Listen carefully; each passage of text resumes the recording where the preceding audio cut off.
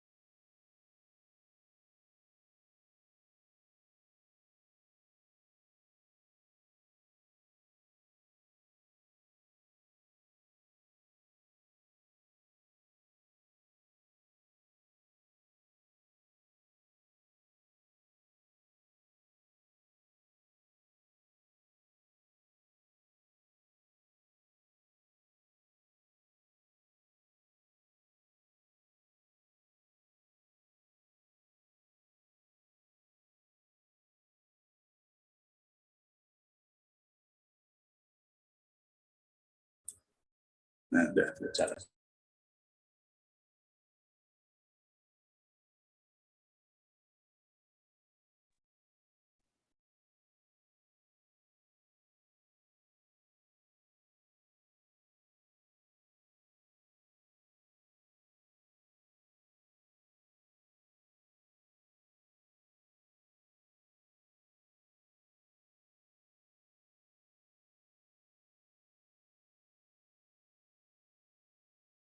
Selamat malam Pak Dr. Richard.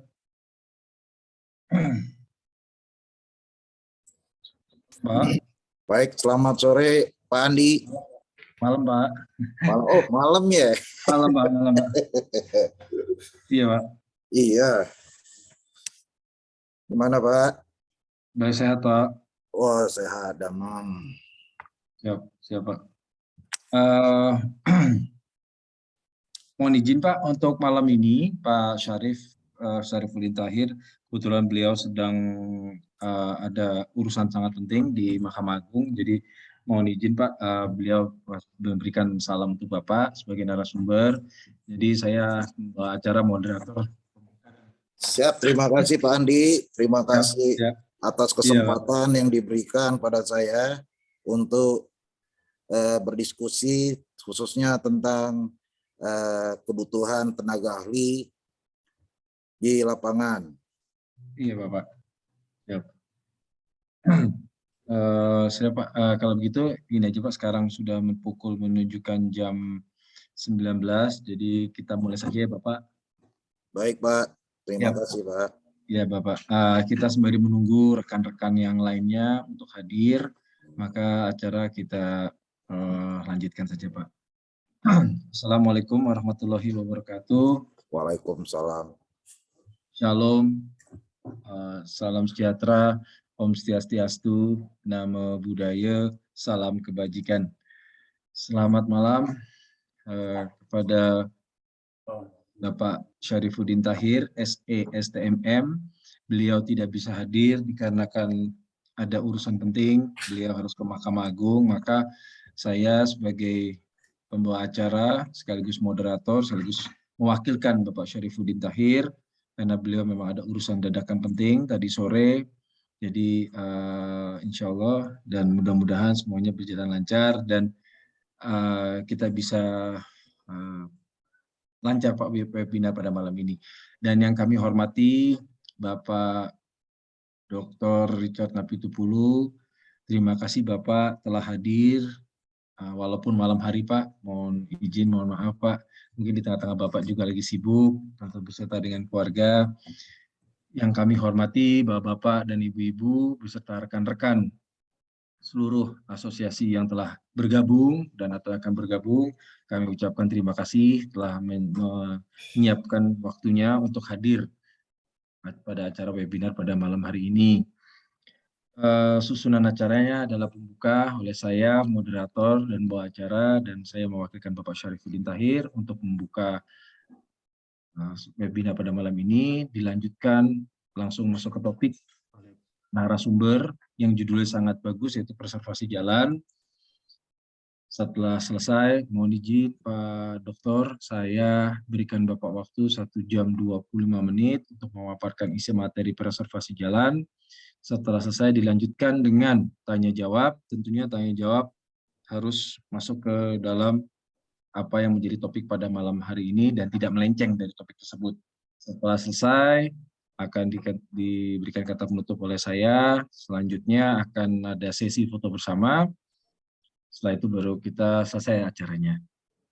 Nah, singkat waktu, saya ucapkan selamat malam Bapak Richard Napitupulu, selamat bergabung Pak, selamat datang juga para teman-teman. Topik pada malam ini perihal preservasi jalan, terutama untuk tenaga ahli. Ini topik yang sangat bagus dan sangat bermanfaat yang kita tidak bisa dapatkan di bangku kuliah. Ini non formal, anggap kita semua belajar bersama. Di sini kita tidak ada yang pintar, di sini tidak kita ada yang tidak pintar dan tidak ada yang merasa lebih, tapi kita semua di sini belajar. Di mana dalam tahapan belajar ini adalah sangat bagus ya Bapak-bapak, Ibu-ibu sekalian, kita bersama-sama mendengarkan apa yang menjadi topik dari narasumber malam ini. Mudah-mudahan bermanfaat. Sekian dari saya mewakilkan Bapak Syarifuddin Tahir. Cara selanjutnya adalah kita langsung masuk ke narasumber dengan tema preservasi jalan yang dibawakan oleh Bapak Dr. Richard Napitupulu. Kami persilahkan Bapak waktu dan tempatnya. Terima kasih Pak, silakan Bapak.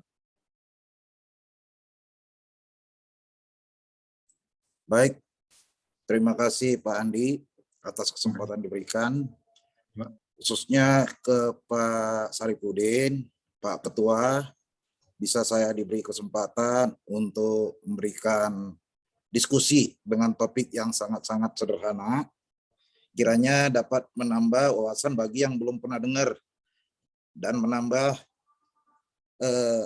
faktor-faktor lain lah terhadap orang-orang yang pernah mendengar. Terima kasih sekali saya diberikan kesempatan untuk memberikan judul preservasi jalan.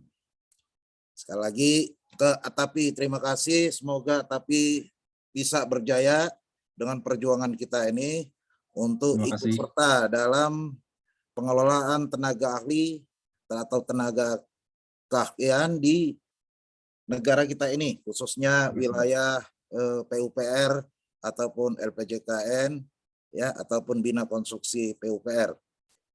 Jadi saya mencoba untuk memberikan judul yang sangat sederhana, ya, paling tidak kita bisa menambah wawasan minimal saja Pak. Mohon di screen bisa Pak. Apa namanya ini? Mana ya? Sudah di share screen Pak, izin. Ya, oke. Sudah Pak.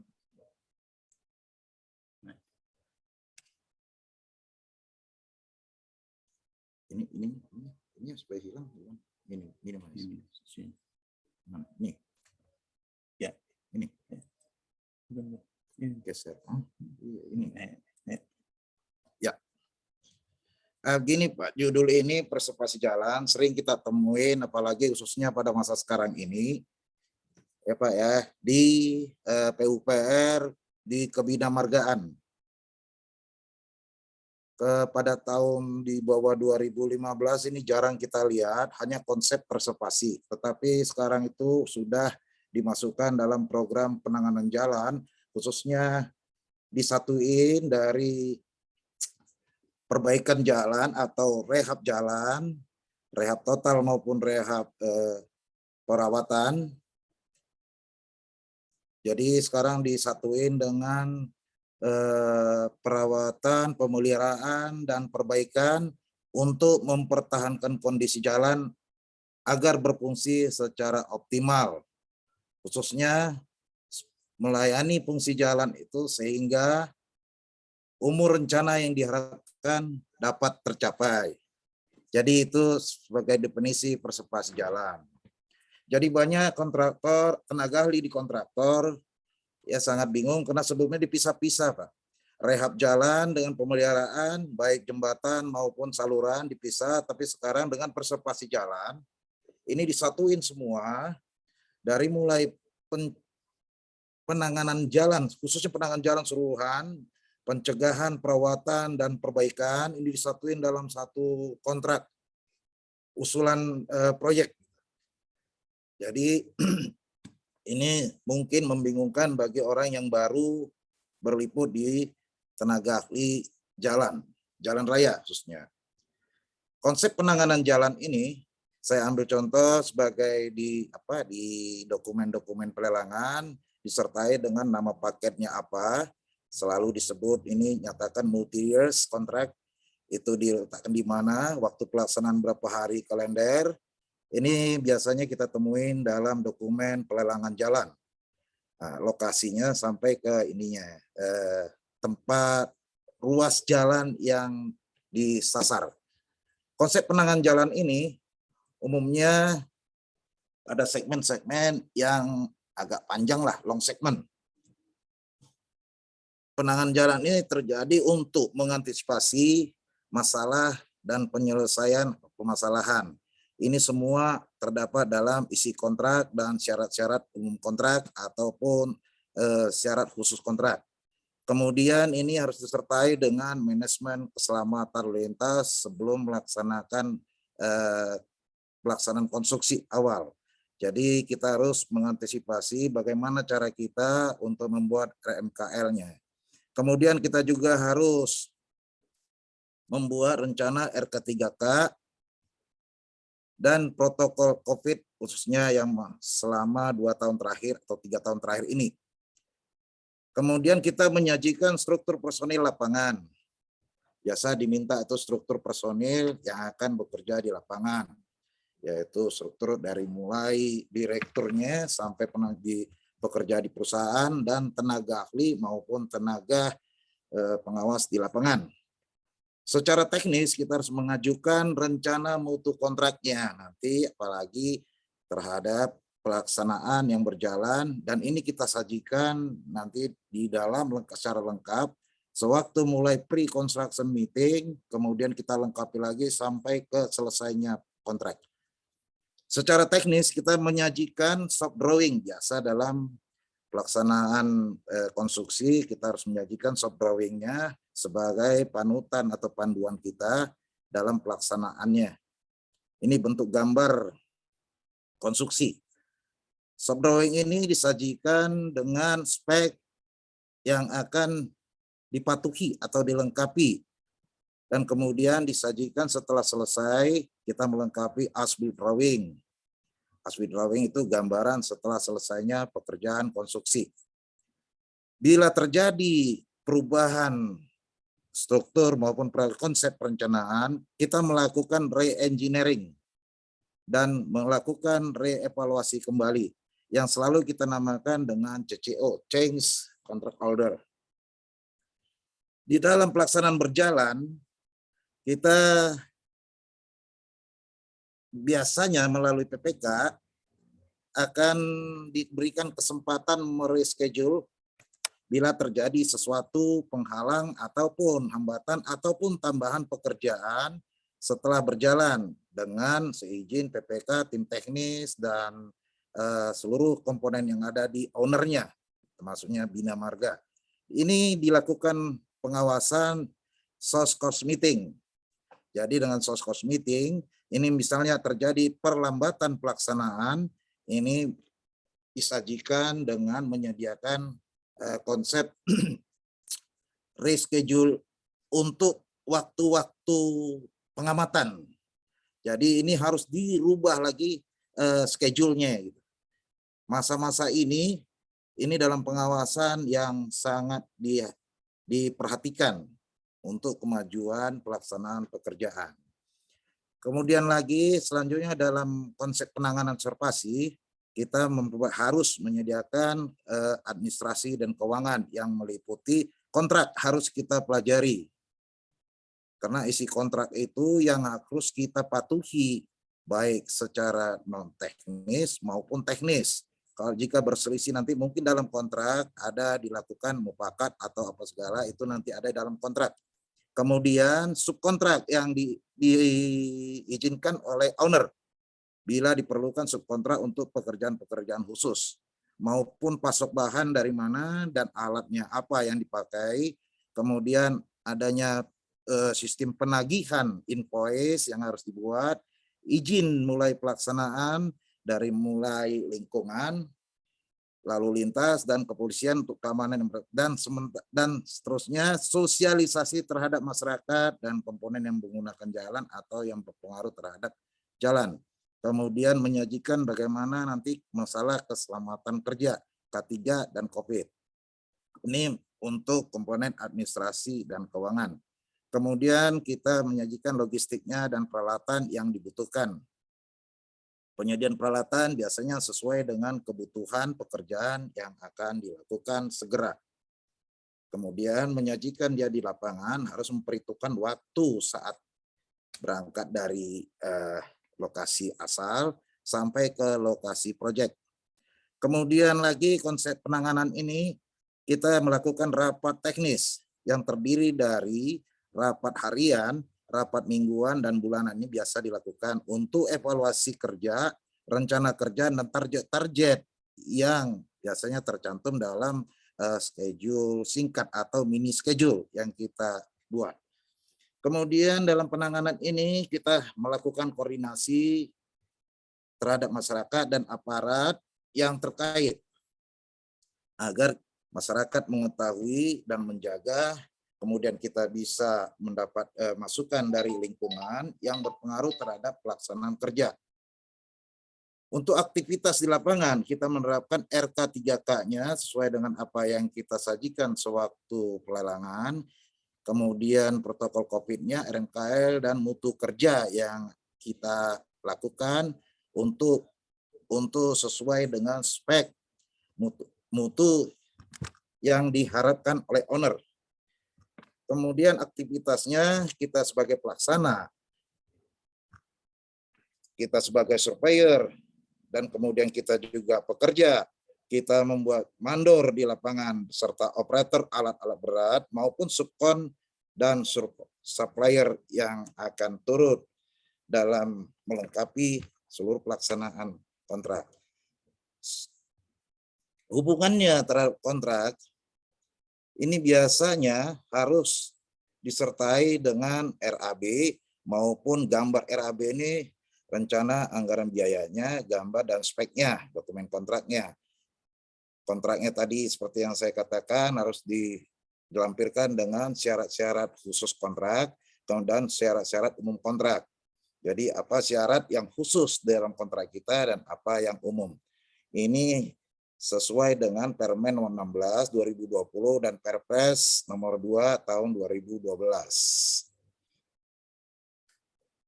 Kemudian lagi konsep penanganan preservasi ini dalam batasan, biasanya dilakukan dalam batasan segmen yang menerus. Jadi ada biasanya untuk jalan-jalan nasional, jalan provinsi yang memanjang, jadi dilakukan dengan tidak per segmen seperti ya 1 kilometer saja. Biasanya sampai 10 kilometer, 5 kilometer yang dibagi-bagi menurut segmen, tapi menerus. Lebih baiknya mendapatkan kondisi jalan yang seragam agar pelayanan jalannya diklasifikasi mantap dan standar. Satu paket kontrak biasanya beberapa lingkup kegiatan. Maksudnya di sini kegiatannya khusus badan jalan untuk trotoar, saluran, dan yang lain pelengkap jalannya. Kemudian selalu sharing dengan pengelolaan aset maupun penyedia jasa. Ini dilakukan berdasarkan volume yang diharapkan dalam BOQ-nya per item-item kerja. Jadi kinerja yang disyaratkan, kemudian meningkatkan, ini tujuannya untuk meningkatkan kemampuan mitra, penyedia kerja, penyedia jasa, dan investasi alat dan personil. Kenapa demikian? Dengan begini, seorang kontraktor harus benar bekerja sama atau KSO dengan AMP Aspal Mixing Plant, penghasil AMP, agar bisa berlanjut, karena kontraknya ini panjang, Pak.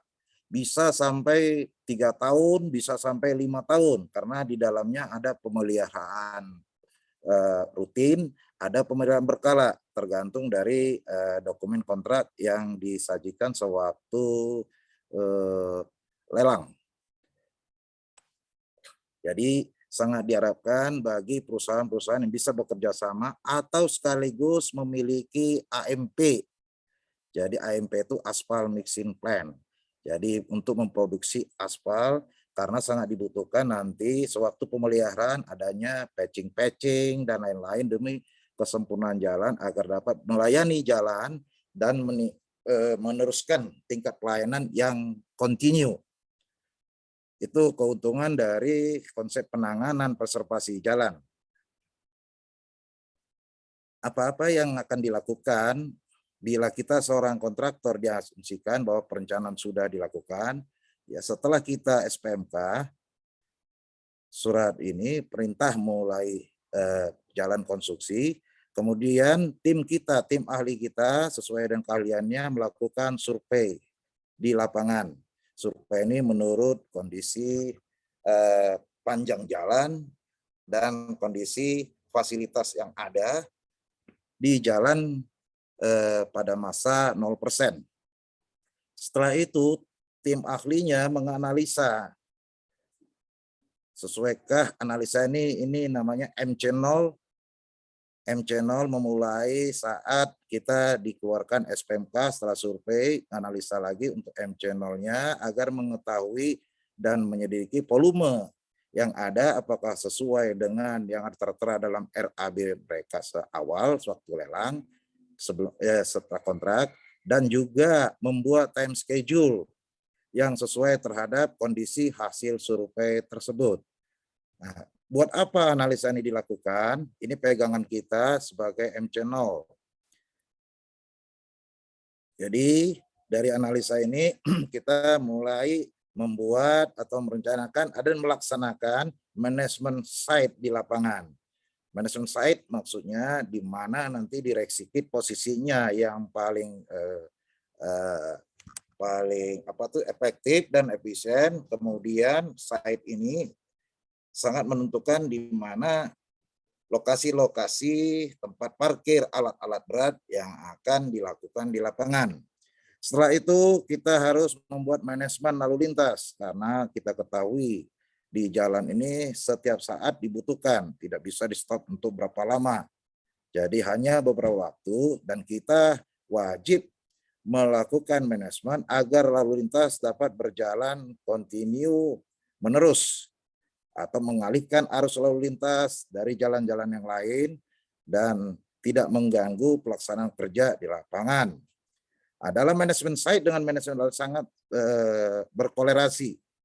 Seperti di manajemen site, dia membuat batas-batas atau menutupi lahan-lahan yang tidak perlu tampak dari luar lokasi pekerjaan.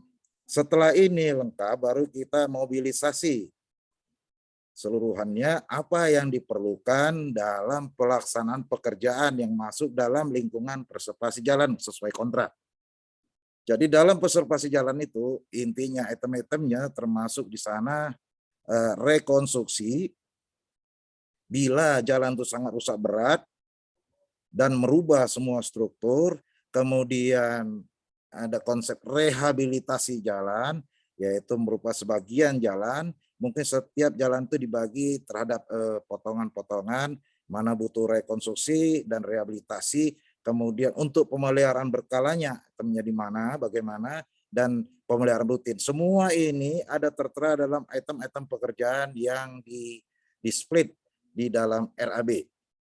Komponen-komponen jalan yang dibutuhkan tersebut, ini ada di dalam badan jalan, ada dalam bahu jalan atau sering orang lain sebut itu shoulder, ada drainase jalan, ada kelengkapan jalan termasuk rambu-rambu jalan dan lain-lainnya, kemudian ada jembatan bila melewati saluran maupun sungai. Kemudian akibat perbedaan level dari lahannya mungkin diperlukan DPT, dinding penahan tanah.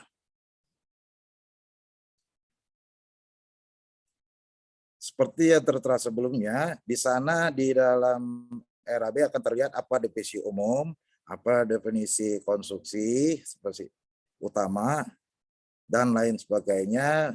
Kemudian dibagi definisi umum itu termasuk mobilisasi, pengujian-pengujian diperlukan, kemudian manajemen di traffic atau lalu lintas, dan keselamatan kesehatan kerja K3 dan K3 tadi, dan juga manajemen mutu. Yang masuk dalam drainase, menggali saluran, membuat pasangan batu, kemudian membuat gorong-gorong bila diperlukan dalam proyek tersebut. Pekerjaan tanah jelas menggali tanah dan menimbun tanah. Ini disesuaikan dengan alat yang dibutuhkan masing-masing komponen tersebut untuk definisi umum. Secara flowchart, setelah mobilisasi tadi kita melakukan pengukuran. Setelah pengukuran kita melakukan mungkin kalau ada galian salurannya, kemudian setelah galian kita melakukan pasangan batunya, biasa batu belah, dan disertai dengan suling-suling yang diharapkan untuk mengalirkan pori air dari pori-pori air untuk keluar dari pasangan batu tersebut. Kemudian setelah selesai semua, kita melakukan urukan kembali dan masuk ke dalam pemeliharaan rutin. Demikian juga setelah pengukuran tadi, kita mungkin melakukan dan bisa melakukan galian melintang jalan melintang jalan itu menggali untuk gorong-gorong, pasangan gorong-gorong. Setelah ini selesai semua, kita melakukan lapisan perkerasan, lapis agregat. Agregat itu biasanya ya batu, pasir, kerikil, orang untuk lapisan pondasi. Kemudian dan lapisan perkerasannya untuk aspal, laston atau apa sesuai dengan kontrak yang ditandatangani. Kemudian setelah pengukuran tadi, ini saluran tetap dilakukan pembersihan agar dapat mengalir menerus, ya. Dan ini termasuk dalam pemeliharaan rutin keseluruhnya setelah selesai dari galian saluran, kemudian berjalan, kemudian pembersihan dari saluran pembersihan, ini masuk dalam pemeliharaan rutin. Sama saja ini pemancangan bila diperlukan, misalnya membangun jembatan atau dinding penahan DPT, galian tanah, dia memerlukan baja tulangan atau tulang besi tulangan, kemudian beton yang diharapkan, bronjong-bronjong bila terjadi di dinding penahan tanah di sisi samping jalan agar tidak terjadi, mencegah terjadinya kelongsoran. Ini mungkin bronjong kawat mungkin bisa dengan pasangan batu, ya, pemeliharaan perbaikan sandaran atau yang dibutuhkan sandaran untuk jembatan.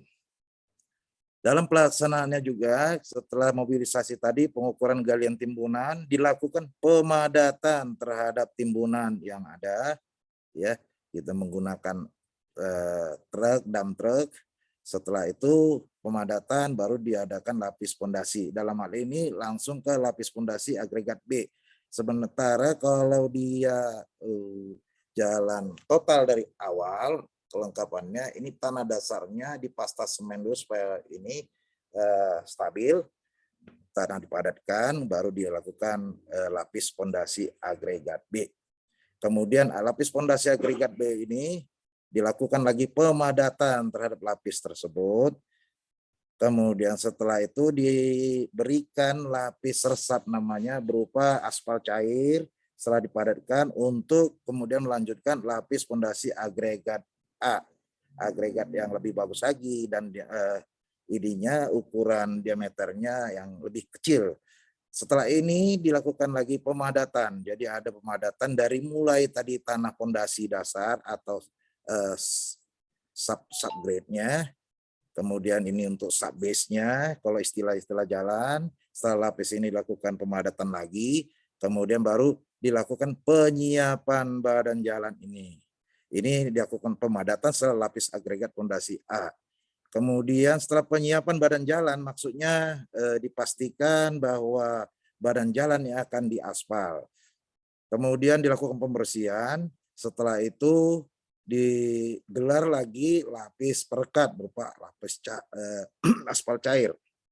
Baru setelah itu dilakukan lapis perkerasan atas atau surface cost-nya, dan kemudian dilakukan pemadatan. Setelah selesai jalan ini konstruksinya dengan alat-alat berat yang ada, kemudian masuklah ke konsep pemeliharaan rutin. Atau nanti selanjutnya kalau terjadi ini pemeliharaan rutin berkala, kemudian apa yang ditemukan terhadap masalah dalam ini akan ditangani terus selama masa kontrak.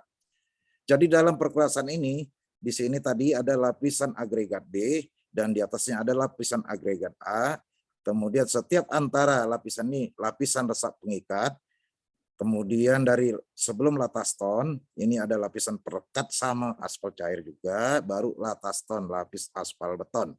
Kemudian biasanya dilapisi lagi dengan ada anti pengelupasan. Nah, demikian tadi, ini langkah-langkahnya, langkah-langkah sama semua badan jalannya, lastonnya, ini lapis antara yang modifikasi. Istilah modifikasi ini berbeda jenis dia soal mutunya. Ini biasanya dilakukan untuk ACBC, ya, untuk perata leveling. Kemudian lapis antara perata, lapis ausnya ini ACWC wearing cost, ini modifikasi. Ini tergantung jenis aspalnya. Nanti mungkin lebih detailnya ke pembahasan tentang aspal, kadar aspal, jenis aspal, atau bitumennya. Lapis Lapis pondasi agregat es biasanya diberikan untuk shoulder atau bahu jalan.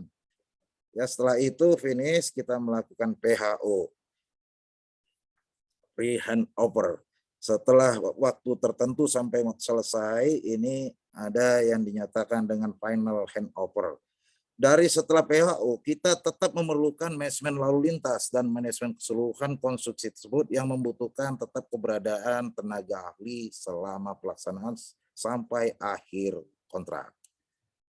Demikian saya rasa singkatnya, karena kalau teori atau pengetahuan tentang ini yang lebih detail dan lebih teoritis, ini mungkin telah disajikan oleh PUPR dalam pembicaraan waktu yang sebelum-sebelumnya. Jadi saya rasa untuk pembahasan sekarang kita lakukan diskusi hanya untuk pengalaman-pengalaman kita sebagai tenaga ahli khususnya di bidang konstruksi jalan raya.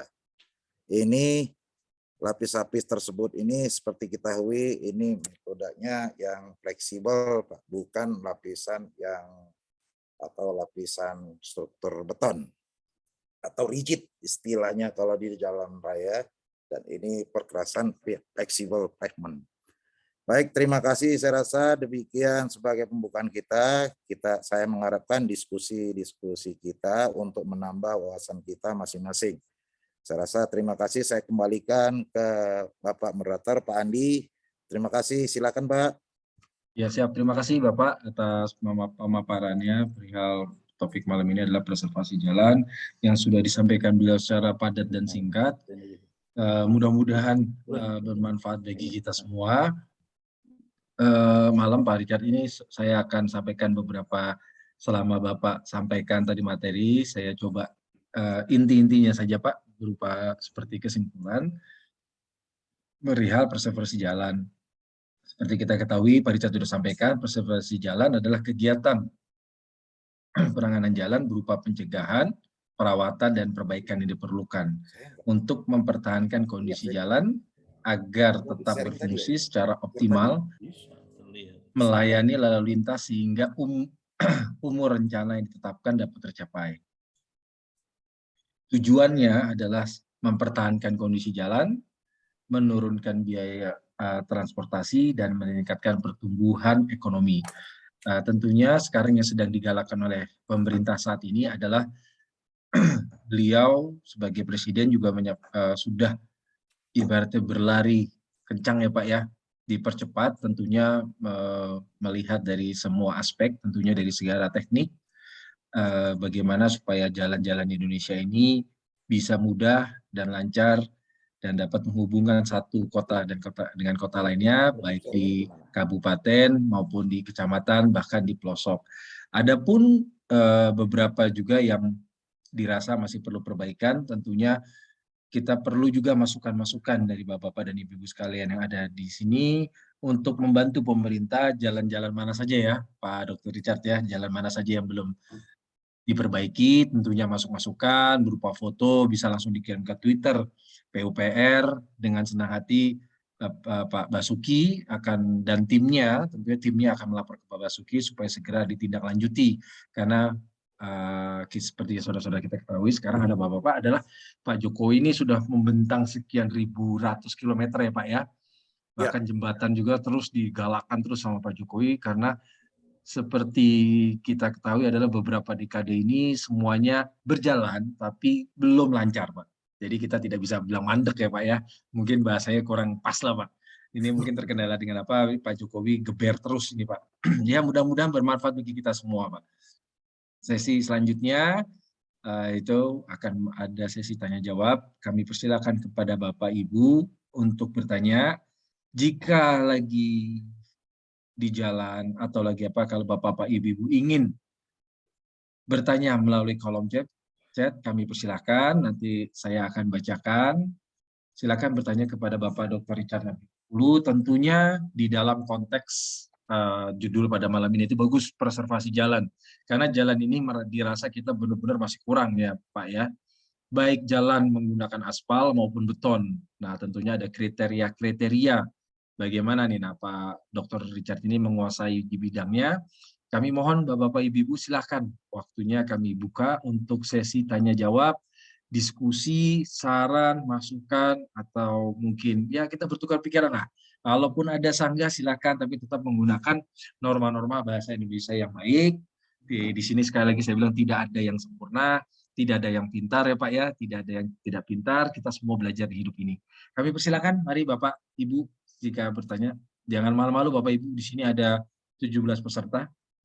Mungkin dari Pak Yusro Yusuf mungkin, dari Pak Nixen Melsa Sail, Pak Malik Ajis, Pak Agus Rianto, ada Pak Dipa, Pak Aat, ada Pak Haji Diki Permana, Pak Edi, Pak Satria mungkin silakan, atau Ibu Lova ingin menanyakan, kami buka sesinya.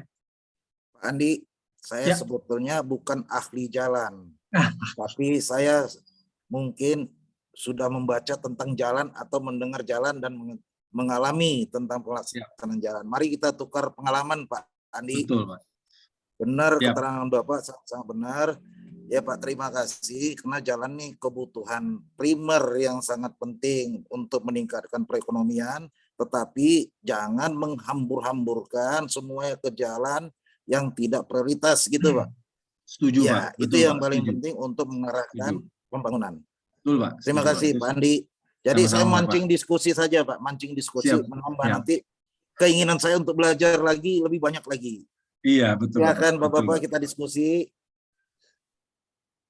Silakan Bapak-bapak kalau ada yang ingin bertanya. Nanti tadi saya juga sudah berikan kesimpulan apa yang saya dapatkan tadi dari topik dari Bapak narasumber malam ini, Bapak Dr. Rika.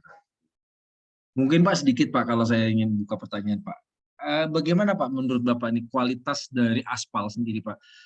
Ya seperti kita ketahui lah Pak, kita sudah tidak menutup lagi kemungkinan ya kalau ada aspal tebal dikurangi ya Pak ya, seperti itulah. Tapi seperti kita ketahui Pak, pengelupasan terutama ya kita anggaplah Pak di jalan tol ya Pak, yang seharusnya bebas hambatan dan sudah didanai, kita setiap hari lewat tol, setiap hari kita lewat tol, pasti ada aja Pak yang bolong. Nah, menurut Bapak ini kenapa Pak? Apakah ada mungkin kekurangan dari material aspal tersebut atau bagaimana Pak sehingga gampang terkelupas?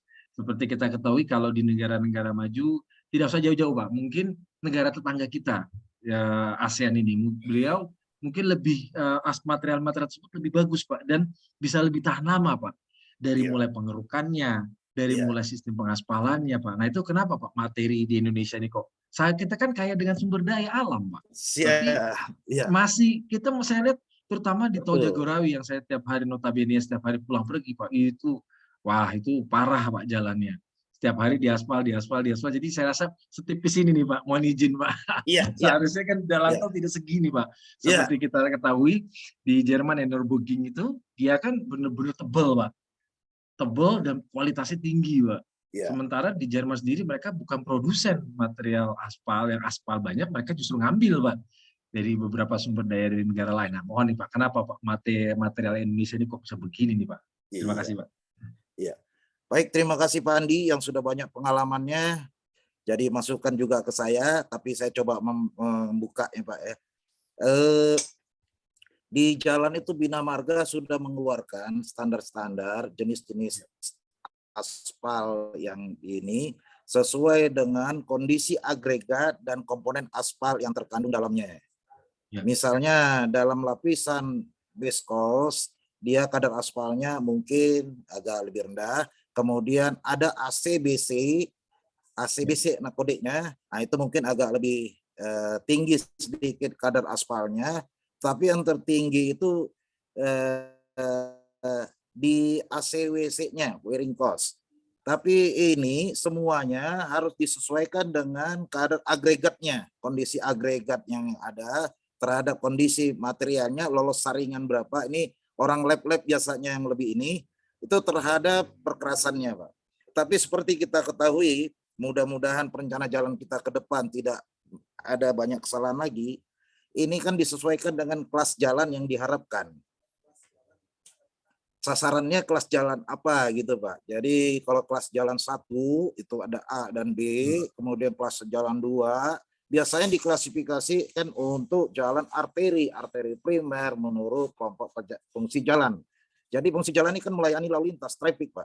Kalau dia kendaraan berat yang dilayani terlalu besar, dia mungkin sedangkan klasifikasi jalan rendah mungkin cepat rusak, Pak. Hancur dibuat truk-truk berat untuk jalan yang masih kelas-kelas 2 gitu, Pak. Jadi mungkin membandingkannya yang salah atau dalam perencanaannya sewaktu ketika pelaksanaannya dilakukan ya lari dari tujuan, bukan lari Pak, tapi tidak diharapkan apa sesuai dengan yang diinginkan gitu Pak kalau dalam pertanyaannya. Jadi kemudian lagi kita nggak bisa Pak, disiplin jalan kita kan beda Pak, selalu ada fair-fairnya Pak. Nggak tahu saya di aparat hukumnya atau apa kendaraan berat tidak bisa dilewati sekian ton, dilewati juga lagi dan selalu lolos semua. Mudah-mudahan dengan peraturan angkutan jalan nanti di AJR atau Dishub mungkin lebih tertib lagi terhadap kendaraan berat dan kendaraan ringan bedanya. Jadi itu pembatasan tonase Pak. Dan kemudian lagi itu bukan soal kadar aspalnya, makanya ada standar-standarnya Pak. Kalau kandungan aspal terlalu besar, mungkin kalau selalu terjadi lendutan-lendutan aspalnya terjadi Pak. Karena dia terlalu komponen aspalnya terlalu tinggi Pak. Jadi itu tidak, ini ada aturannya Pak. Aturannya untuk perkerasan yang memenuhi standar karena dia hasil tes lagi nanti Pak. Nanti mungkin di topik lain, mudah-mudahan ada teman yang bawa itu bisa kita diskusi lagi masalah material jalan gitu Pak. Nah, kemudian lagi kita tahu di jalan ini banyak alasan-alasan bisa dipolitisir Pak, tidak aman, tidak ini. Karena sebetulnya dalam perencanaan itu sudah standar Pak Aliman, partikelnya, alinyemen, horizontalnya sudah standar dalam perencanaannya. Tapi karena kondisi lapangan mungkin, seperti berita sekarang di jalan tol Bapak yang singgung tadi, kilometer 95 ke 100 itu, dari mulai dilaksanakan jalan ke, apa tuh Pak, yang ke Bandung itu, atau biasanya kecelakaan tinggi Pak. Betul. Ya, dan di situ bisa saja kena faktor kecepatan tinggi dengan angin yang terjadi melawan atau arah samping mengakibatkan kecelakaan, bisa saja terjadi. Itu banyak komentar-komentar di sana Pak kemarin itu sewaktu mulai, termasuk Profesor apa itu yang baru meninggal Opiar Tamin diminta pendapatnya. Jadi inilah kurang sejalannya di perencanaan awalnya Pak. Mungkin karena supaya cepat, supaya ini ya bagaimana lah supaya jadi ini, karena pelantikan peresmiannya sudah keburu waktu kan gitu dulu Pak.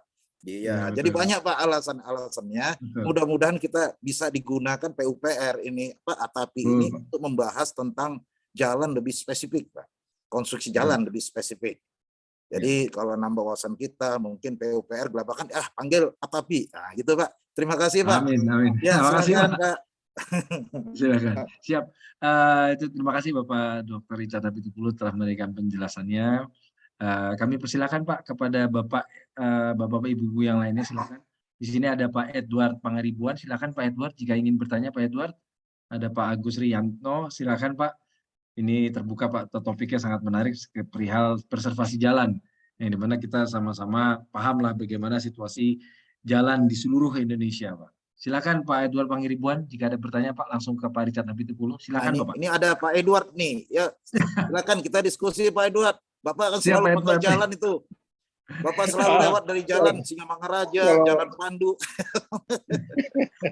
Kalau masalah teknis, masalah ini jalan saya kurang paham. Sedikit-sedikit aja tahu. Tahunya saya untuk ngerjain aja, nyuruh orang ngerjain. Tapi kalau untuk teknisnya. Tapi saya lihat memang daripada aspal, udah banyak sekarang kita lihat, memang lebih bagus pakai jalan lagi ready mix ya. Oke, beton. Tapi banyak tol sekarang yang beda sekali tol yang ready mix yang belum diaspal. Ya, Pak. Beda sekali kalau sudah diaspal. Kenapa tidak diaspal? Apa sengaja atau memang belum diaspal? Itu dulu saya tanya Pak Richard. Siap Pak. Langsung Pak, langsung dijawab. Jadi Pak. itu jelas karena belum diaspal lagi Pak. Belum diaspal kenapa? Supaya dilalui dulu beban-beban yang berat sehingga terlihat kondisi yang ada. Bila nanti diaspal apa sudah memenuhi, kalau tidak mungkin dilapis lagi perkerasan, mungkin ada retak, mungkin ada ini, mungkin gitu Pak. Jadi ngelihat kondisinya, memang itu sengaja kalau sudah diaspal itu daya ikat ban itu roda itu terhadap jalan itu kan lebih pekat ya Pak. Jadi minimal mengurangi apa namanya slip jalan, mengurangi slip jalan karena terikat dia di koefisien ikatannya itu Pak antara roda dengan badan jalan. Saya rasa itu bisa karena anggaran belum turun atau dipisah atau memang dia melihat kondisi dulu karena sewaktu berjalan itu kan ada kondisi apalagi dalam ini Pak. Dalam waktu ngecornya berpisah dia ngelihat supaya landainya itu benar Pak. Waktu di sambungannya Pak. Demikian saya rasa Pak Pangaribuan. Kalau ada yang lain silakan kita diskusi saling memberikan masukan. Ada lagi sedikit silakan Pak. Sering mengganjal kalau saya pulang kampung ya udah mau arah ke Danau Toba lah ke Prapat. Itu jalan bagus langsung saya punya apa rata-rata lah. Kami mengatakan ini berapa bulan lagi nih Despa lagi. Ini seperti kita udah tahu itu kualitasnya. Yeah. Tapi saya lihat kualitasnya itu aspal yang paling parah tidak diperhatikan apa namanya masalah longsor. Jadi rata-rata mereka membuat jalan itu tidak dipikirkan untuk benteng dulu untuk di tanah jurangnya kan atau sekarang baru sudah sampai ini udah hancur sekali total baru gunungnya di ini. Saya mau tanya tentang perencanaan itu atau asal proyek aja ini jadi negatif thinking kita ya. Apa asal proyek aja apa perencananya ini tidak mau memikirkan sampai situ. Itu loh Pak Richard. Ya. Gini Pak Pangaribuan, sepengetahuan saya dia dibatasi sama anggaran Pak. Anggaran yang ada, kemudian dia menggunakan anggaran itu gimana ya, berdasarkan prioritas sementara yang sangat-sangat memerlukan. Mungkin ada prioritas utama, mungkin sementara ini sudah misalnya mendatangkan musim hujan gitu, apalagi daerah-daerah longsor. Ini akan fatal. Jadi bisa kita bilang anggarannya yang terbatas, kemudian penggunaan tenaga ahlinya mungkin yang kurang tepat. Karena begini Pak, ada kepentingan kepentingan politis. Jadi misalnya jalan ke daerah saya, Pakat contohnya Pak, itu kan tikung-tikungan longsor, nggak usah di Prapat lah, di Pakat sana Pak. Karena saya dari Pakat itu saya prioritaskan gitu Pak. Jadi ada sebenarnya sedikit tapi tanda petik Pak ya. Ada ini kepentingan pribadi lah supaya jalan kampung saya benar, supaya ini sementara potensi dan ini belum memerlukan perbaikan total. Masih keringanan, jadi belum bisa menentukan prioritas yang lebih tepat. Makanya tadi sesuai dengan pernyataan Pak Andi, memang di PU itu sudah haruslah menyediakan informasi kebutuhan penanganan jalan berdasarkan data-data jalan yang ada di lingkungannya. Contohnya, kapan dia rehab total, kapan dia rehab ringan, kapan dia pemeliharaan, kapan dia ini. Jadi membuat anggaran itu lebih jelas lagi sasarannya. Semua daftar-daftar jalan maupun jalan provinsi, jalan ini untuk pelayanan kalau benar ini sangat konsen terhadap pelayanan jalan. Karena untuk meningkatkan ekonomi katanya alasannya prasarana jalan. Untuk meningkatkan ini alasannya infrastruktur jalan di beda-beda, semua itu tentang jalan. Ini udah ada kaitan polis atau kekurang ini keseragaman ini apa ya? Tingkat inilah pengetahuan mungkin ya saya pun kurang tahu tuh Pak Pangaribuan ya inilah kepentingan ini masih ada dalam penentuan pembangunan ini. Terima kasih Pak Pangaribuan.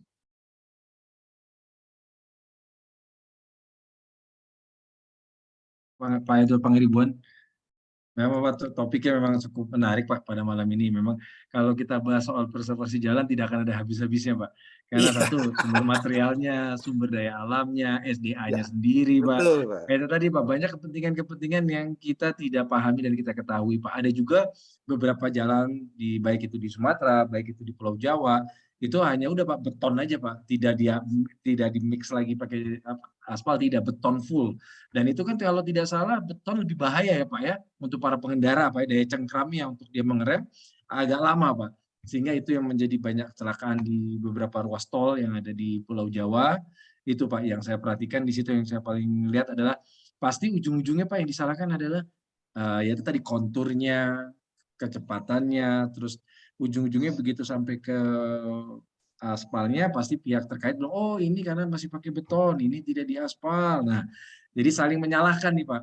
Produsen Ya. mobil, orangnya disalahkan, nanti jalannya disalahkan. Nah, itu nggak akan ada habis-habisnya Pak Richard sama Pak Edward.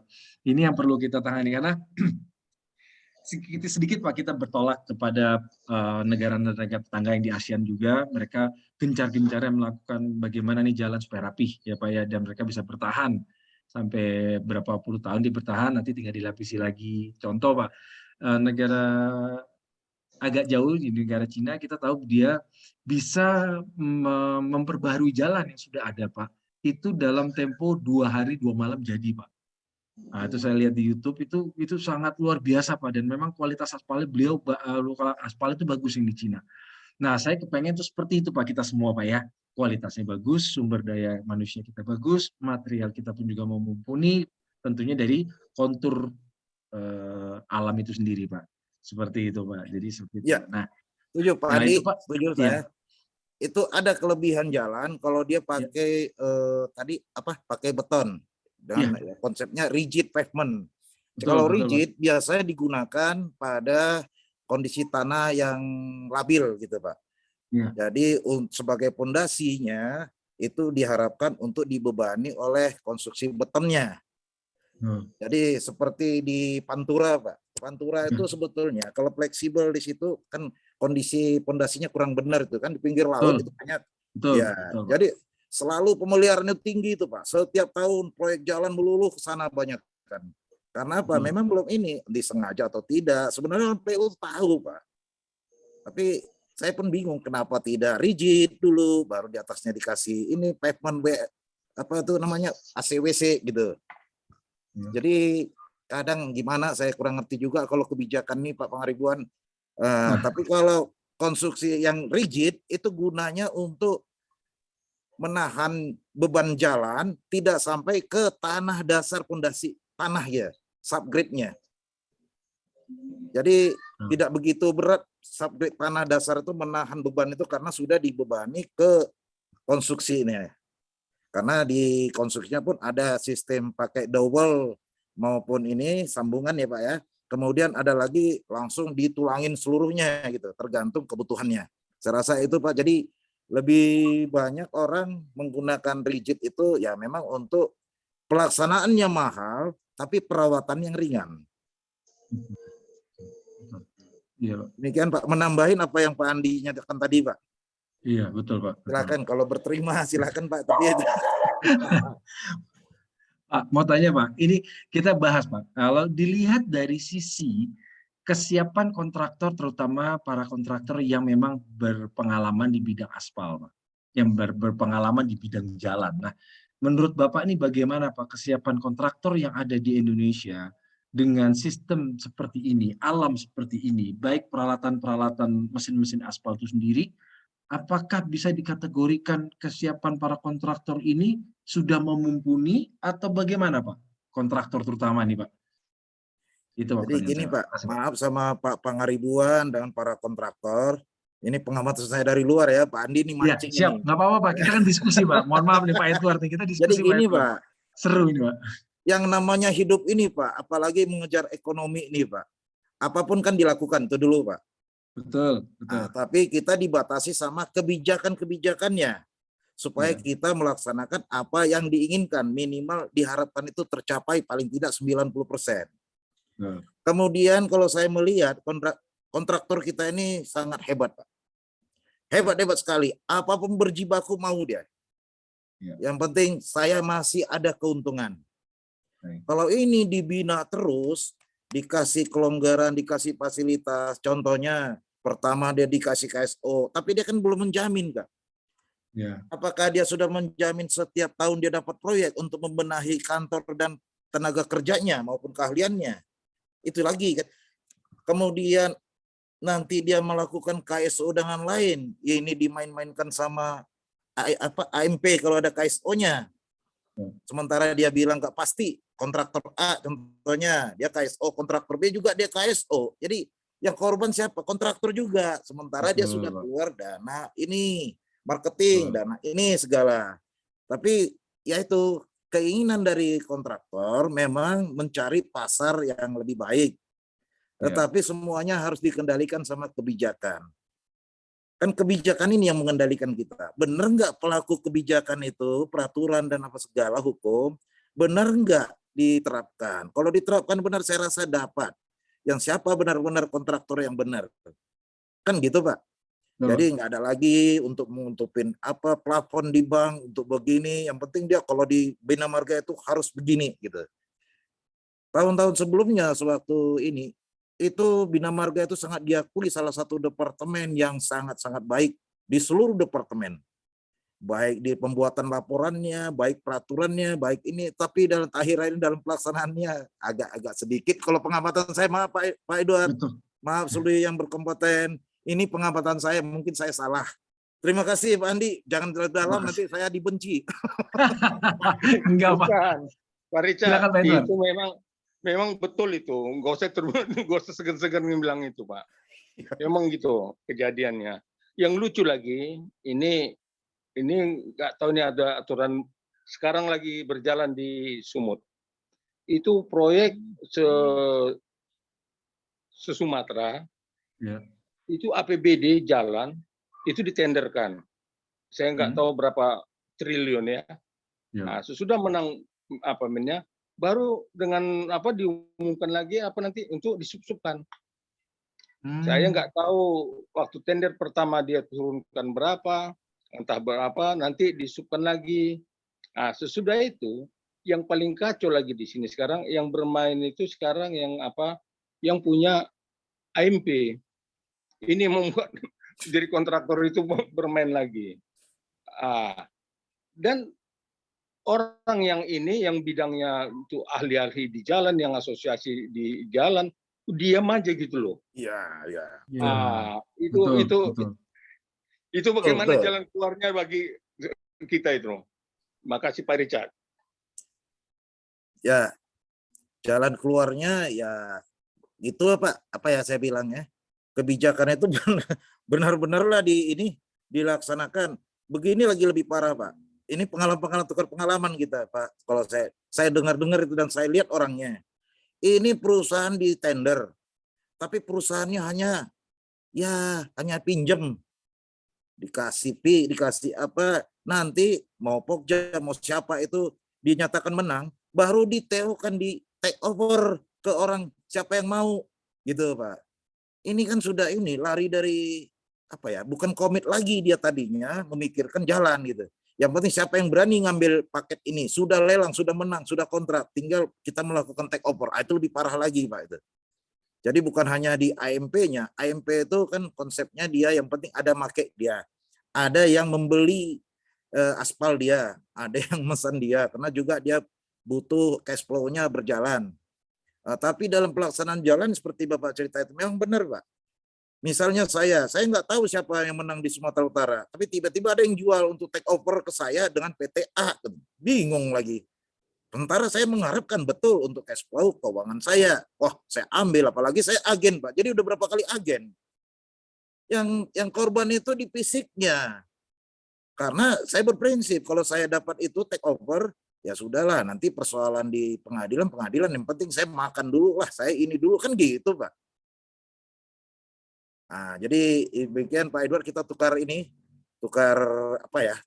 pengalaman atau tukar apa yang taunya lah Pak Pangaribuan.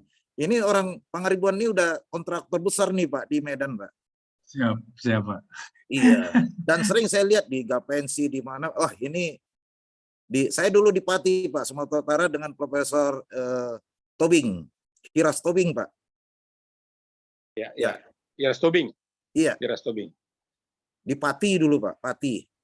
Iya, Iras Tobing. Ya. Dosen pertanian. Dosen pertanian profesornya. Profesor eksentrik itu Pak. Mudah-mudahan dia nggak dengar, nanti marah, dia udah meninggal Pak. Arwahnya marah nanti.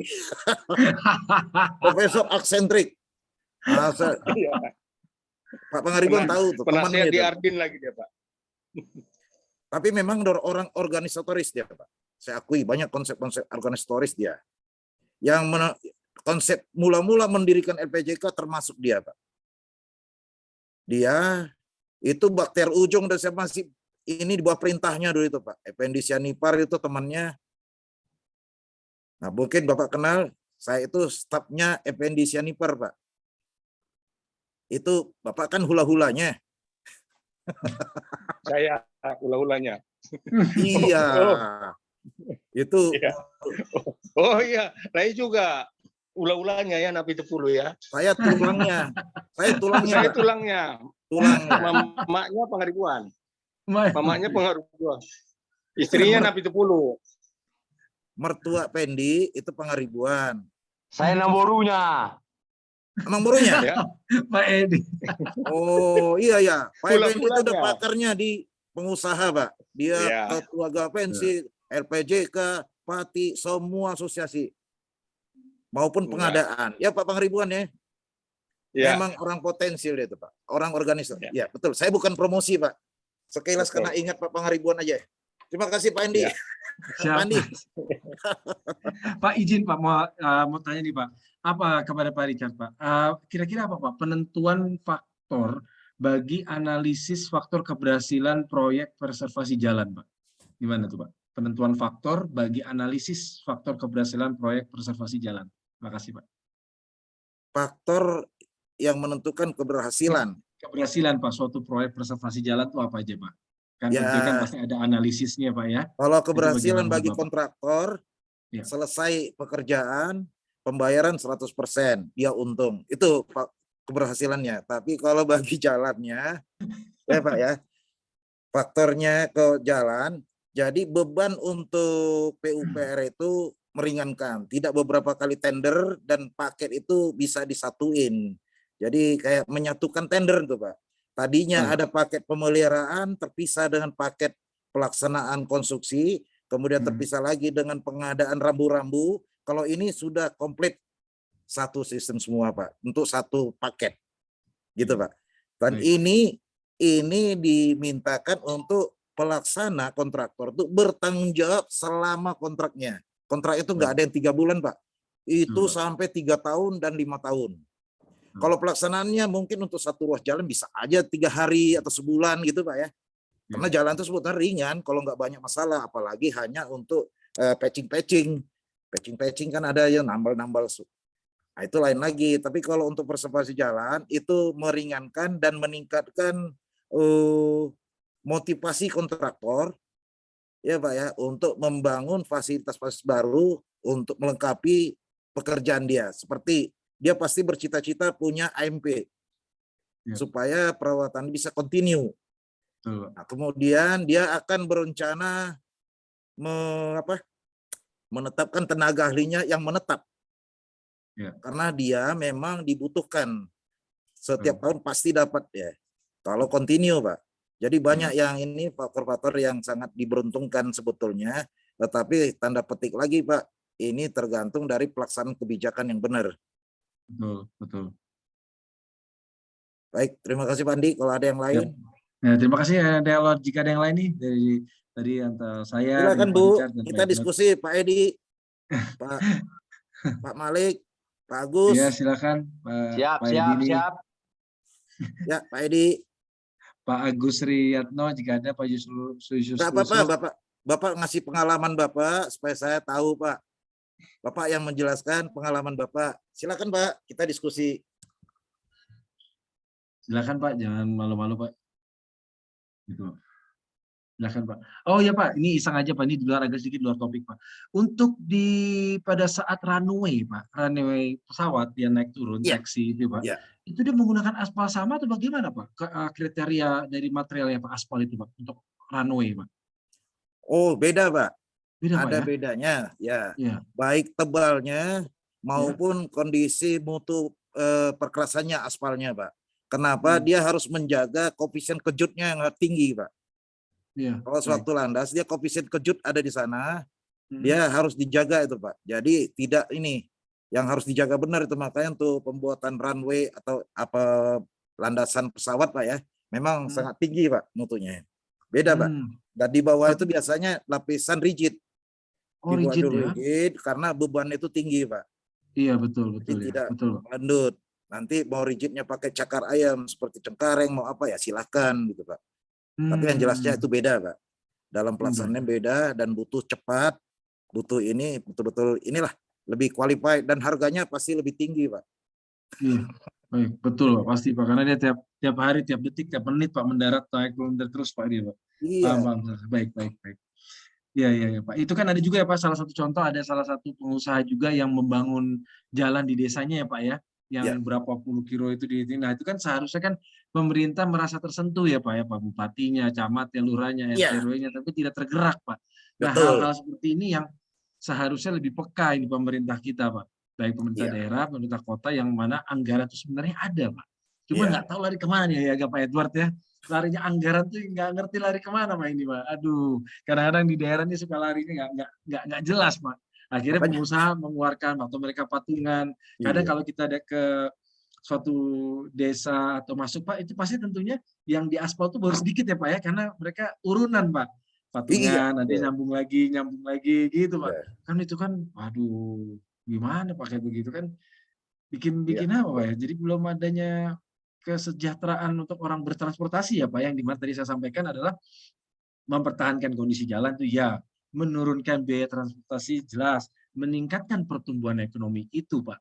Nah, yang Pak Jokowi uber adalah itu tadi Pak, meningkatkan pertumbuhan ekonomi, mempersingkat jalan supaya buah, sayuran semua itu bisa melintas. Itu Pak. Nah, itu yang ingin kita capai ya Pak Ya, Richard, ya, Pak. Pak Edward ya. Ya, Seperti tapi itu Pak.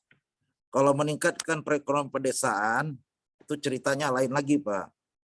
Kalau meningkatkan ekonomi pedesaan, masalah transportasi supaya potensi buminya bisa cepat dikirim, tidak ini. Jadi ke sana larinya, Pak. Bukan Betul, kayak Pak. lain lagi. Karena fungsi jalan ini kan banyak, Pak. Banyak Fungsi betul Pak. sosialnya, fungsi Betul. ekonominya, fungsi budayanya. Yang masalah sebetulnya kalau kota itu berkembang, tapi jalannya tidak diperhatikan, nah ini terjadilah tingkat kemacetan yang sangat tinggi. Betul, Pak. Delay-nya yang sangat tinggi. Sehingga dibilang gangguan traffic, macet apa segala, termasuk Medan yang sudah mulai macet. Ya, Jakarta memang terus macet, kalau nggak macet malah heran. Gitu Pak. betul. Walaupun sudah ada ini seperti apa flyover apa semua sudah banyak Pak, tetapi kenapa sih harus macet lagi? Nah, Betul, setuju, ini Pak. gimana? Betul, Nah, Pak. mungkin kalau pakar-pakar ini, pakar jalan dan transportasi mungkin saya dibilang banyak cuap aja nih Pak Richardnya. Tapi itu ya Ibu jalan itu untuk aksesibilitas yang tinggi itu sangat diharapkan Pak. Iya. Apalagi bicara ke transportasi ini beda lagi Pak. Iya. Itu yang saya bilang Pak. Jadi terima Betul, kasih ya. Pak, mau alasan apapun dia, Ya. pokoknya alasan latar belakang dia mengkasih fasilitas proyek jalan. Iya, betul. Siap. Baik, terima kasih Pak Siap. Andi. Terima Ya, kasih Pak silakan. Richard sampai 70. Mohon izin ada lagi mungkin Bapak-bapak dan Ibu mau ditambahkan atau Pak Edward mungkin mau menambahkan atau saran atau pertanyaan lagi Pak? Silakan, Pak. Gini, biar Pak Richard ini kan sering pulang kampung nih. Wah, iya. Siap, Kita siap. bayangkanlah kalau kita mulai dari Siantar lah, sampai Siantar sampailah ke Baligi. Itu jalan kalau sudah bagus kan kita udah langsung punya image berapa bulan selesai. Dan saya sudah lihat terakhir yang pernah ngerjain itu ada BUMN, bagus sekali batunya apa-apa. Cuman yang paling parah itu yang sampai sekarang itu pada kan udah kalau dari Jokowi itu betul-betul jadi perhatian dia karena untuk jadi daerah wisata ya kan. Itu loh yang membuat rusak itu dan dibiarin kita juga udah berapa kali kita tegur tetap nggak mempan kayu itu loh Pak, pengangkutan kayu itu kan Ya. gila-gilaan beratnya. Ya. Nah itu bagaimana caranya supaya kayu itu ya bolehlah dia lewat, kenapa? Cuma tidak membawa sekali besar sekali banyak gitu loh. Iya. Harusnya kan iya dibatasin lah beratnya. Ini enggak. Iya. Waduh kalau dia lewat udah tahu loh Pak, kalau lewat dia kan. Iya. Wah, tebal manapun itu, sebagus manapun jalan, biar Hancur, bagaimana ya. pasti enggak tahan kalau itu ngelewat. Itu Pak Richard, menurut Pak Richard gimana itu? Setuju Pak Pangaribuan. Memang saya sering lewat itu ya kayu-kayu itu yang untuk pabrik apa tuh Indorayon Pak ya. kemudian yang lain. Indurain ya. Ya, Lodging. jadi Ya, Indurain. itu pembatasan muatan, Pak. Kemudian membatasi jam operasional lewat lalu lintasnya. Jadi supaya tidak terganggu terhadap traffic yang lain, dia harus membatasi jumlah kendaraan atau durasinya kendaraan antar kendaraan lewat. Karena kalau apalagi untuk menjelang perapat, Pak, biasanya kalau malam-malam minggu itu sangat padat, Pak. Jadi yang buat padat itu terkadang truk-truk sudah berat tidak memberikan jarak antara bisa kendaraan lewat yang kecil, Pak, antaranya. Jadi kalau terlalu rapat 3 itu ya sudah jadi panjang semua ke belakang. Sementara ini kan bisa lolos kalau dia ngasih jarak ini antar kendaraan truknya. Di samping membatasi tonasenya tadi, Pak. Saya setuju itu, Pak. Sangat butim-butim bisa terbalik atau jungkel nanti kecelakaan lagi katanya. Aduh, korban yang lain itu. Benar, Pak. Jadi ya ini lagi petugasnya ya, Pak, yang kurang-kurang atau tidak peduli atau bagaimana, Pak. Saya rasa itu, Pak, kita setuju juga dengan tonase yang berlebihan. Sehingga kondisi jalannya tidak mampu untuk menerima beban yang selalu dilintasi, selalu, Pak. Jadi dilintasi kendaraan berat. Saya rasa itu, Pak. Iya, Pak. Ya. Terima kasih Bapak Richard Napitupulu yang sudah memberikan penjelasannya. Terima kasih Pak Edward Pangeribuan yang kita seru nih Pak. Kita sudah tukar pikiran, kita senda gurau juga, kasih masukan-masukan ya Pak ya. Kita di sinilah wadahnya yang tidak kita dapatkan di bangku sekolah ataupun kuliah ya Pak ya. Ya. Di pendidikan formal kita tidak dapatkan, tapi di pengalaman. Pengalamanlah yang mengajarkan kita Pak. Bagaimana terhadap kondisi sikon yang kita harus hadapi Pak, terutama di Indonesia ini. Yang sekali lagi saya ucapkan adalah, yang sampaikan adalah kita ini ring of fire, Pak. Pulau kita ini ring of fire, dari Sumatera, Jawa, Bali, NTT, NTB itu ring of fire. Termasuk Sulawesi juga, yang aman hanya Kalimantan. Seperti kita ketahui dari BMKG, Kalimantan sangat jarang terjadinya gempa. Kalaupun ada, yaitu kehendak Tuhan Yang Maha Esa, kehendak Allah Subhanahu wa Ta'ala. Sekali lagi, Pak. Jadi mudah-mudahan apa yang menjadi tujuan dari Pak Jokowi dan timnya ataupun penerusnya lagi untuk menjadikan ibu kota baru mudah-mudahan terjadi, dan jangan sampai ada gejolak ekonomi lagi Pak, yang dimana jalan ini sudah dibangun panjang lebar oleh beliau infrastruktur dibesarkan, karena kita lumayan ya Pak ya, tertinggal ya Pak Edward, Pak Richard ya, tertinggal dalam infrastruktur baik terutama di jalan yang menghubungkan antara kota-kota besar maupun kota-kota kecil, kabupaten dan kecamatan, yang memang masyarakat Indonesia sangat berterima kasih dengan adanya jalan yang sudah dibangun dan infrastruktur yang beliau ciptakan. Bahkan sekarang ada lagi tol di atas laut yang terpanjang, yaitu di Semarang, Pak ya. Semarang Demak itu yang terpanjang, tol laut. Nah, itu kan ada kaidah, ada fungsinya juga untuk menghindari rob menghantam Pulau Jawa, terutama di Semarang Demak. Jadi ditutuplah dengan adanya pembangunan jalan tol, yaitu tadi Pak, preservasi. Yang mudah-mudahan nggak ambles ya Pak ya, Pak Richard, Pak Edward ya. Nanti bangun di tengah laut ambles kan ngeri juga Pak. Contohnya juga kita mau mencoba Pak ya, saya dengar ada beberapa kali Presiden ganti ingin mencoba membuat terowongan penghubung antara Sumatera dan Jawa ya Pak ya, baik itu jalan atas maupun lewat bawah laut. Tapi resikonya terlalu besar, nilai-nilai sudah keluar oleh para teknik dan engineering, baik itu dari negara kita maupun dari negara Jepang, karena negara Jepang adalah negara gempa. Ternyata Jawa dan Sumatera itu lempengannya parah, Pak. Ya, jadi dia tidak berani, betul Pak. Dia tidak berani, Pak. Jepang sudah kita diundang bahkan dari beberapa negara-negara besar menyarankan tetap kita menggunakan kapal feri. Itu Pak solusinya, hanya itu dulu Pak. Nah, kita tidak tahu ke depannya, Pak. Karena bisa kalau dibuat pun di dalam laut, terowongan akan memakan banyak korban jiwa jika nanti ada problem, Pak. Gitu, Pak. Izin, Pak, sekarang waktunya jika tidak ada pertanyaan lagi, saya mohon Pak Richard Napitupulu untuk memberikan kesimpulan dari apa yang sudah Bapak sampaikan, baik diskusi tadi saya, Pak Richard, dengan Pak Edward, dan teman-teman mohon Pak diberikan kesimpulan setelah ini selesai. Oh, sebelumnya mohon izin saya kepada Bapak-Bapak Ibu mohon diisi di kolom chat, ada link. Kami mohon Bapak Ibu untuk mengisi, otomatis akan mendapatkan sertifikat melalui email ya. Sembari itu silakan Pak Richard untuk memberikan kesimpulannya Pak sebelum kita sesi foto. Terima kasih Pak. Ya, kesimpulannya Kalau bisa, mari kita mencari pengalaman yang kesimpulan dari apa yang bisa paparin, bisa berkembang untuk selanjutnya lagi, ya, demi untuk lengkapnya tenaga ahli yang ada kita harus berkecimpung dalam bidang jalan raya, Pak, maupun jembatan. Jadi saya rasa itu saya tadi hanya menambah wawasan saja, Pak, bila belum ada. Mudah-mudahan banyak tertarik tenaga ahli khusus teknik sipil yang berafiliasi di jalan raya. Karena jalan raya ini memang sangat-sangat primer dibutuhkan, kemudian sangat membutuhkan ini dinamis dia, Pak. Kehidupan dinamis baik konstruksi maupun yang dilayani. Apapun dia pengembangan kota itu membutuhkan jalan. Tidak ada ekonomi pergerakan, tidak ada kebutuhan kalau tidak difasilitasi infrastruktur prasarana jalan. Jadi demikian, Pak. Kalau kesimpulan dari ini semua itu mungkin bisa dikembangkan masing-masing, Pak. Kesimpulannya ya baik-baik saja secara teori pun sudah ada, kemudian ditambah pengalaman, itu tergantung ke pengalaman masing-masing. Ya, terima kasih, Pak. Ya, kesimpulan saya sangat berharap banyak tenaga ahli yang turun ke jalan spesifik profesinya. Terima kasih, ya, Pak.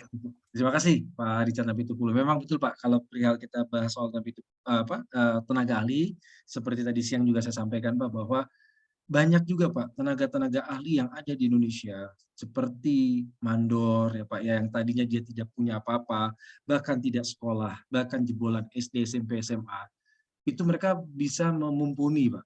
Dan mereka bisa menguasai secara teknik, baik itu angka, itu namanya otodidak ya Pak ya, otodidak yang dimana yang dia tidak dapatkan, tapi mereka punya keberanian dan punya kepintaran dan kepintaran. Nah, kami semua di sini berharap, Pak, agar pemerintah, terutama PUPR di bidang terkait, agar bisa membuka, Pak, pelatihan gratis, pemberian sertifikat gratis, tentunya harus melalui TUK ya Pak ya, tempat uji kompetensi.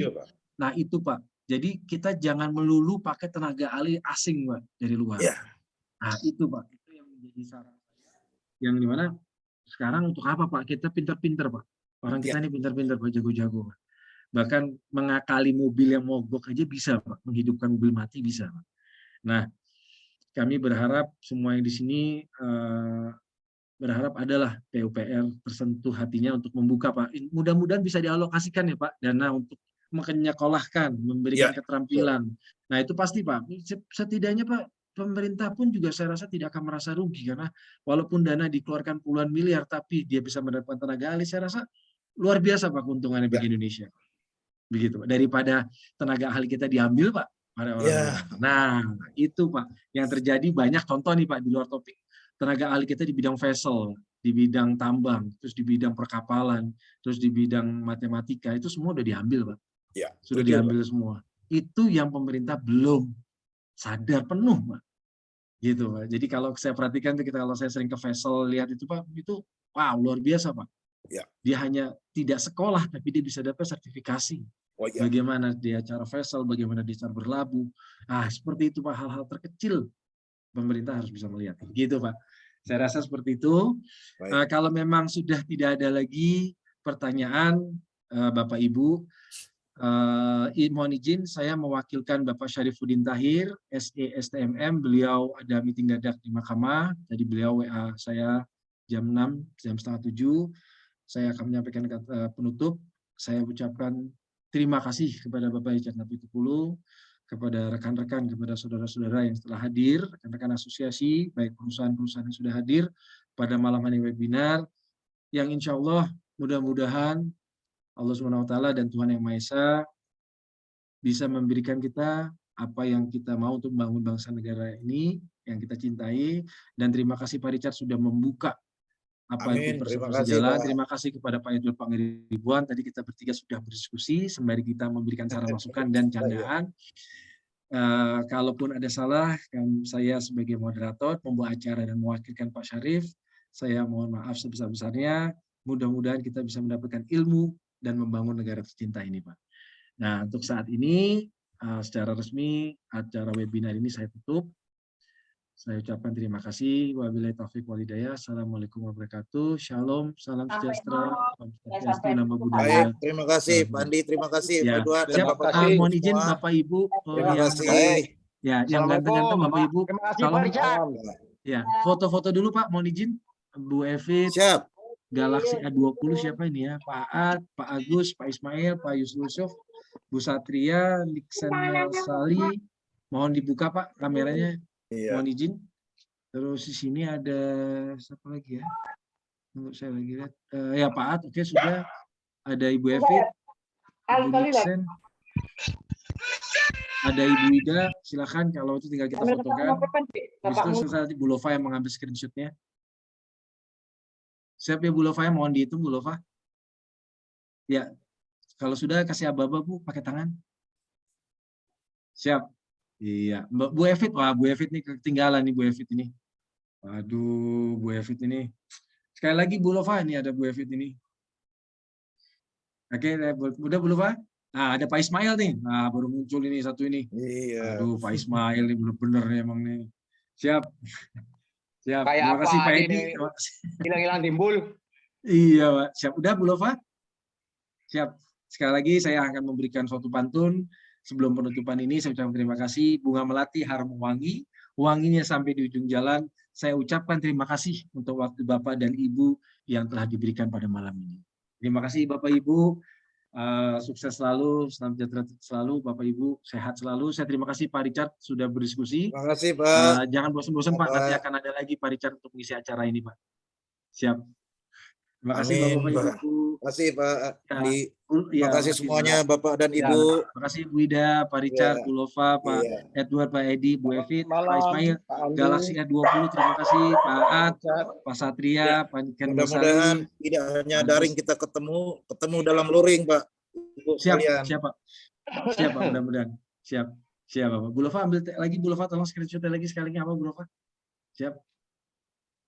Iya, makasih Bu Lova. Terima kasih Bu Lova. Makasih Pak, saya sudah selesai. Jangan bosan-bosan Pak Ya, melihat terima saya kasih Pak. selesai. Ya, Sampai ketemu luring. Ya. siap. Pak Sarip ucapkan terima kasih Bapak Ibu sudah hadir. Beliau Salam buat Pak Sarip.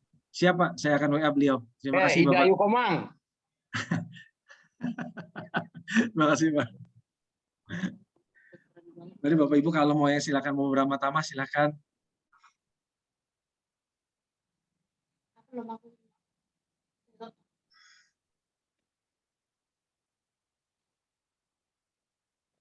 Bui. Pak Edi, udah sembuh Pak Edi sakitnya? Belum, masih mandi aja enggak? Kenapa nggak mandi Pak? Aduh baunya. Meriang, Waduh. merindukan kasih sayang. Aduh, sebentar Pak, sama siapa nih Pak? Yang pertama, kedua, ketiga, keempat, kelima.